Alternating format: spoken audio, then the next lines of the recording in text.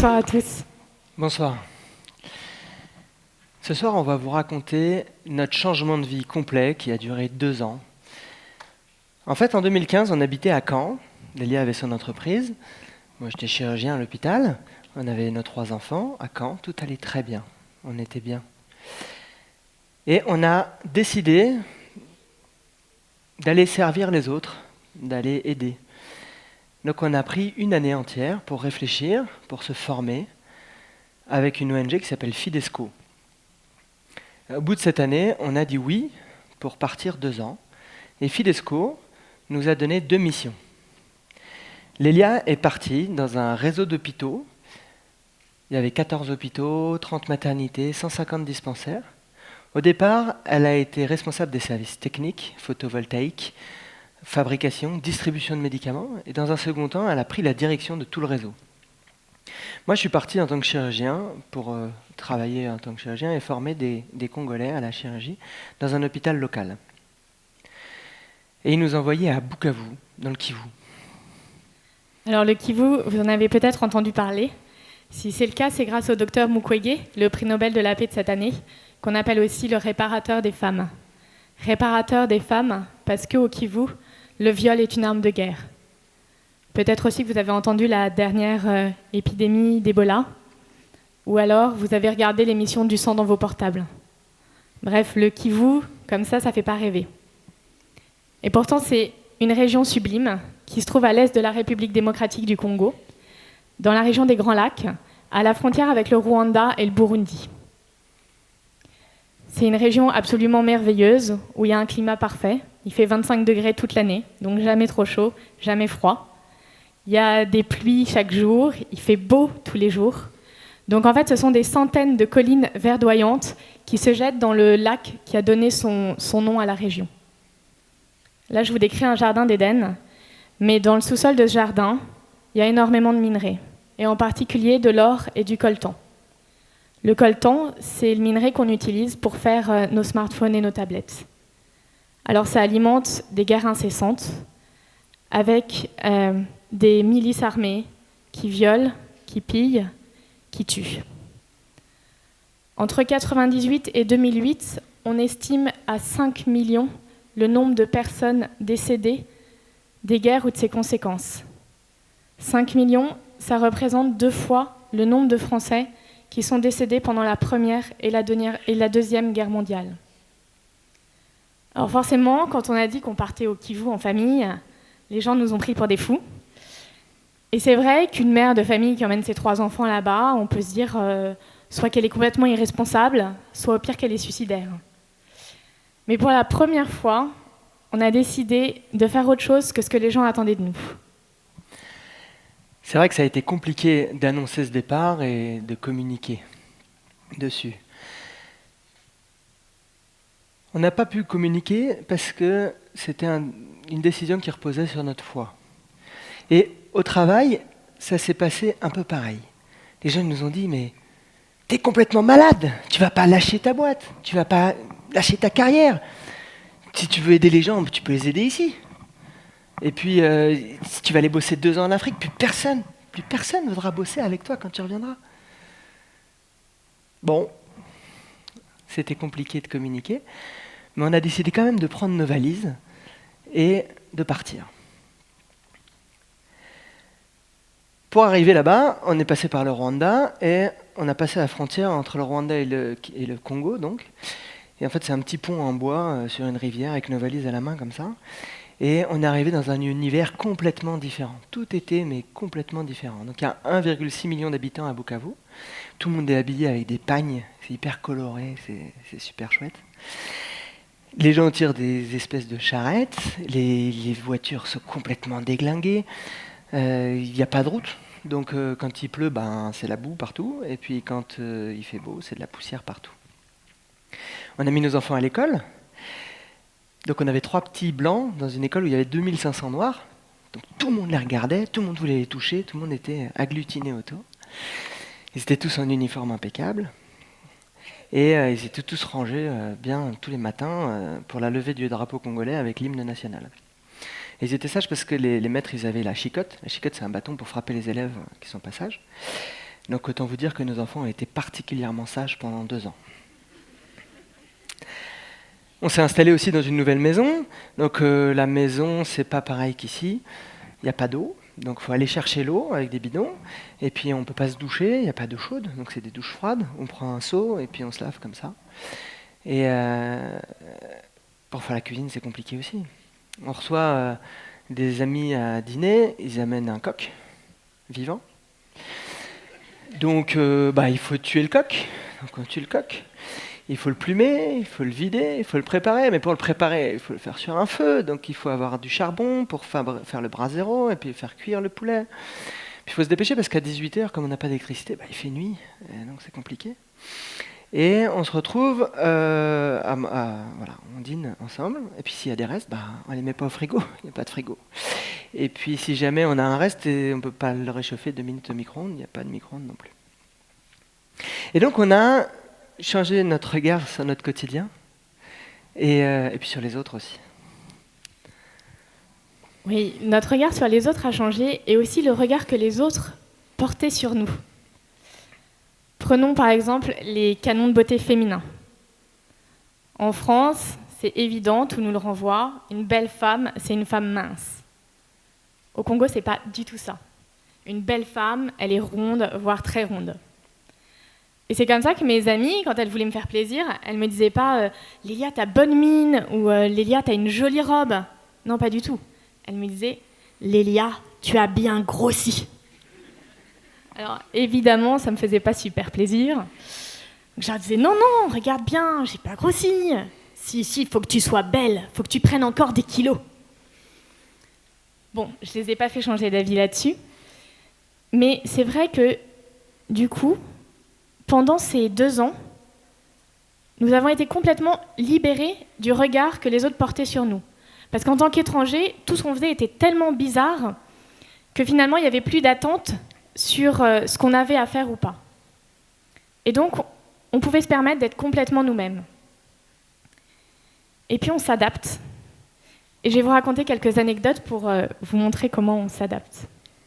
Je rentre du travail un soir et on habitait un tout petit appartement dans une procure et donc il n'y avait pas de cuisine. Il y avait une cuisine commune au rez-de-chaussée. Et j'entends la jeune fille qui s'occupe de nos enfants qui parle avec un petit enfant congolais. Je dis tiens, il y a un enfant maintenant qui habite ici avec nous. Je rentre dans la cuisine pour voir qui c'est.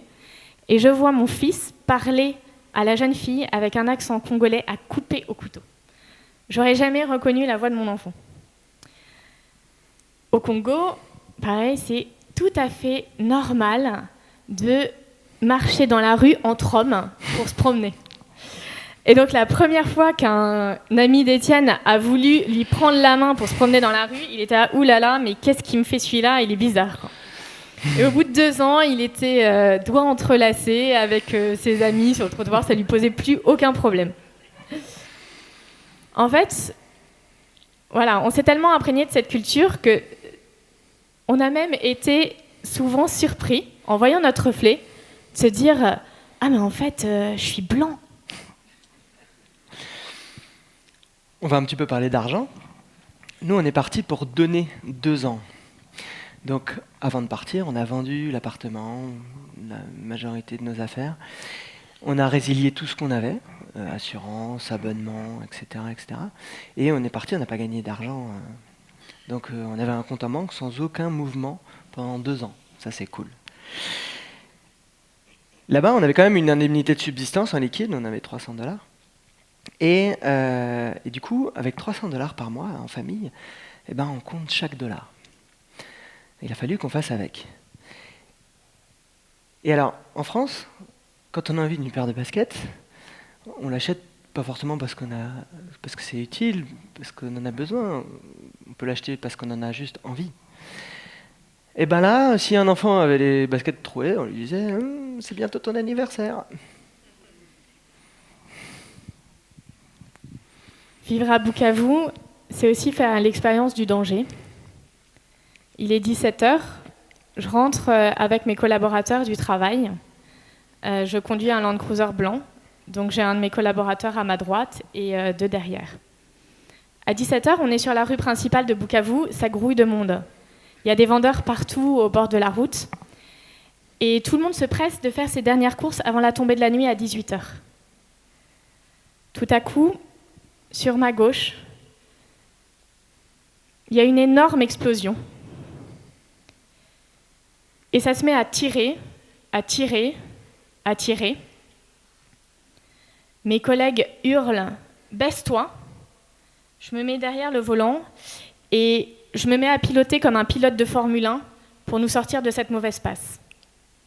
On se réfugie dans un petit supermarché plus loin où Étienne nous attendait. Et son confrère l'appelle pour nous dire que le changeur de monnaie, qui a reçu une grenade dans les jambes, vient de perdre ses 2 jambes et qu'il le prend en charge. C'est aussi quelques semaines après. Il est 5h du matin. Étienne n'est pas là, il est à Goma, la ville au nord du lac, pour une mission pour l'Institut français. Et j'entends que ça tire. On a l'habitude, donc je sors vite de notre petit appartement parce que nos 2 aînés dorment dans une chambre sur la coursive. Donc je vais les chercher et je me mets avec nos 3 enfants contre les murs, loin des fenêtres, sous des matelas. On entend les tirs de carabine de l'armée congolaise. Jusque-là, c'est plutôt normal. Sauf que cette fois, ce qui leur répond, c'est des mitrailleuses. On comprend que ça va durer longtemps.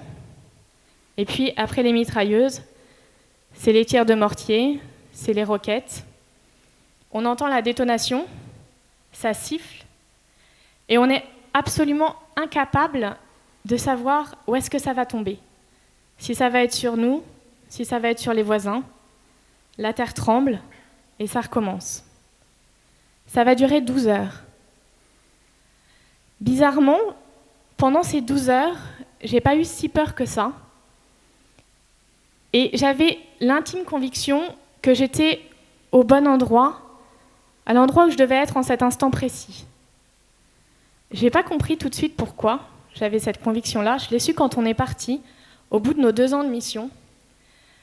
Nos amis nous ont dit, vous savez, vous, on a su que vous ne veniez pas pour piller le Congo, parce que quand ça a chauffé à Bukavu, vous n'avez pas fui avec les autres Blancs, vous êtes restés avec nous. Moi, j'ai plus de difficultés sur mon quotidien au travail. Pour vous recadrer, quand on travaille à l'hôpital en France, on reçoit régulièrement des histoires qui sont dures et des drames humains. Et sauf qu'en France, on a de la chance parce que entre 2 drames humains, il se passe un temps suffisant pour qu'on puisse se reconstruire et finalement garder notre carapace de chirurgien. Et là-bas, en fait, la situation est vraiment différente. Et on reçoit tous les jours, voire plusieurs fois par jour, des drames humains. Donc c'est des enfants qui sont tombés dans la marmite d'huile bouillante. Ils cuisinent avec des braseros au milieu de la pièce commune et tous les enfants courent autour, donc ils n'arrêtent pas de se brûler. Et puis ils ne sont pas soignés tout de suite, donc ils reviennent avec les membres déformés, avec les cicatrices. Il y en a, ils ont des fractures ouvertes depuis 1 an, 2 ans, et ils arrivent à l'hôpital, ils ont déjà un membre en état de décomposition. De temps en temps, il y a un bus où il y a 20, 30 personnes dedans qui tombent dans un ravin. Donc ils sont tous gravement blessés. Puis ils arrivent à l'hôpital ensemble. Et puis en plus, ils sont nus parce qu'ils se sont fait piller avant de se faire secourir. De temps en temps, il y a des familles, ils ne peuvent plus payer les soins pour leurs enfants. Et donc les enfants sont plus soignés. Et ça peut durer longtemps. En fait, il y a une accumulation d'émotions. Il y a beaucoup de tristesse, de colère et de sentiments d'injustice. Et en fait, on n'a pas le temps de la reconstruction entre 2 drames humains qui arrivent dans nos mains.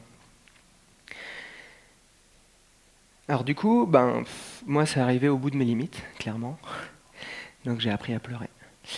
J'ai appris à pleurer tout seul dans mon coin, et puis avec mes collègues, et puis avec les patients aussi. Alors on a posé beaucoup de gestes techniques. On a fait beaucoup de reconstruction de membres. On a eu vraiment de très très bons résultats. Mais au-delà de ce geste technique, en fait, moi, ce que j'ai vraiment appris, c'est la compassion. Ce changement de vie, il nous a appris beaucoup de choses.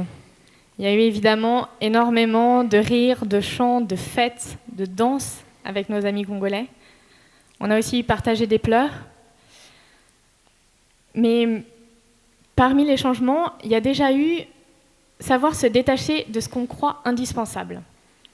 Avant de partir en mission, je discutais avec une mère de famille de 3 enfants comme moi qui partait en mission au Cameroun et qui me dit « Dans notre logement, il n'y aura pas d'eau courante. Oh, » Pas d'eau courante. Moi, je dis « Ah non, ça vraiment, je ne pourrais pas. » Bon, finalement, on n'avait pas d'eau courante, on n'était pas prévenus.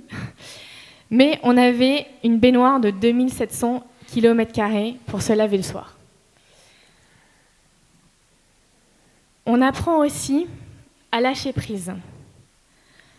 Moi, quand j'ai pris la direction du réseau, on a énormément travaillé avec l'équipe et on avait de très bons résultats. C'était très grisant, très exaltant. Il y avait des négociations passionnantes au national, à l'international. Et puis, il y a un moment où j'ai dû démissionner pour des raisons éthiques. Et ça a été très douloureux. Mais j'ai compris que je n'étais pas indispensable, que tout ne dépendait pas de moi. Ça m'a fait faire vraiment preuve d'humilité. Et j'ai compris surtout que l'important, ce n'était pas d'avoir des grandes responsabilités, mais de rester en vérité. Et puis on a découvert aussi l'universalité de l'humanité. Quand on voit les photos des réfugiés au Kivu, ces gens-là, ils peuvent nous paraître très très différents de nous, très loin de ce qu'on est nous. Et en fait, on découvre qu'un parent, qu'il soit congolais ou qu'il soit français, tout ce qu'il veut pour son enfant, c'est le loger, le nourrir, l'éduquer et le soigner quand il en a besoin. Et puis la dernière leçon qu'on a rapportée, c'est que chaque journée est une merveille. Quand on arrivait au travail, mes collaborateurs priaient. Et il y en a toujours un qui faisait cette prière. « Seigneur, nous te rendons grâce de nous avoir gardés en vie cette nuit et de nous offrir cette nouvelle journée à vivre. » Alors moi, me réveiller en vie le matin, jusque-là, c'était tout ce qu'il y a de plus normal. Et en fait, j'ai vraiment découvert que chacune de ces journées était un cadeau qu'il fallait savourer. Et puis vous allez nous demander, et vos enfants, comment est-ce qu'ils ont vécu tout ça ? Je pense que pour eux, comme pour nous, il y a eu énormément de moments merveilleux, avec leurs amis, en fratrie, en famille. Il y a eu aussi des moments difficiles. Mais pour vous illustrer le changement chez eux, je vais vous renvoyer à la rentrée 2018. Donc on rentre à Caen, après 2 ans. Donc nos enfants ont 2 ans de plus. Et donc le vélo d'Élise va maintenant à Côme. Le vélo d'Élise, c'est un vrai vélo de fille. Il est rose.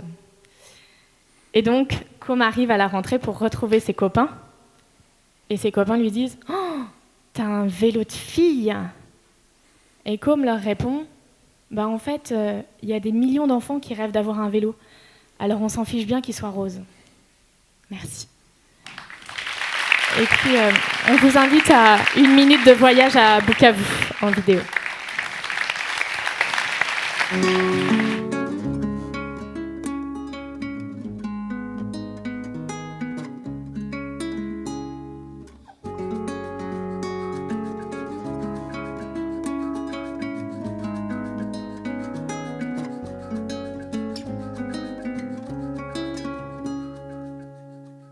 Je me rappelle ces jours de liesse où on partait vers l'innocence. Sur tes chemins, le pas pressé fier. Je me rappelle ces longs chemins dont on ne voyait pas la fin. Ces douces rencontres au goût de miel, ce vent si pur, cette mer si belle. Je me rappelle de nos chansons, de ces décors, aux vastes horizons, de nos sourires, de nos douleurs, de nos soupirs et de nos peurs. Vagabonds de nos âmes ont pris la route. Adieu cœur desséché, on trouvera bien de quoi t'arroser. Adieu colère, adieu désirs amers. On a opté pour la folie passagère. Vagabonds de nos âmes ont pris la route. Adieu cœur desséché, on trouvera bien de quoi t'arroser. Adieu colère, adieu désirs amers.